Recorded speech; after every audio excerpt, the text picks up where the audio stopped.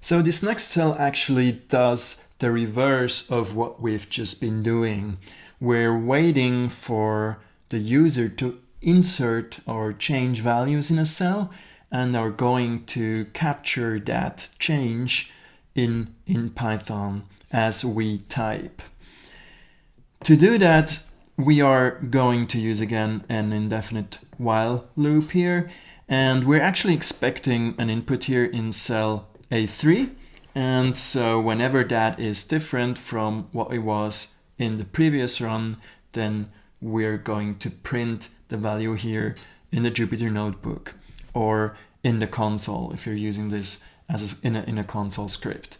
So within here, the Jupyter Notebook, just make sure that if you had interrupted the kernel previously for the previous sample, then just make sure to restart the kernel, and then we can execute this cell, and you will see that it'll just stay again in the calculation mode, denoted here by the asterisk.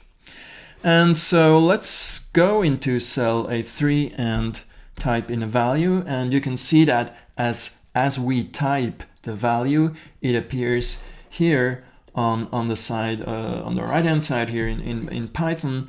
And we can also use strings and it'll appear over here. So that is a very neat way of how you can actually watch changes in your workbook using a Python script with XLWings.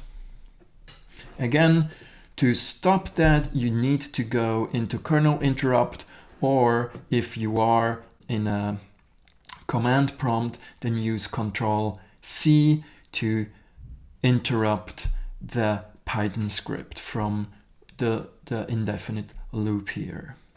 After that, again, make sure to restart the kernel so we're ready for any more action in this notebook.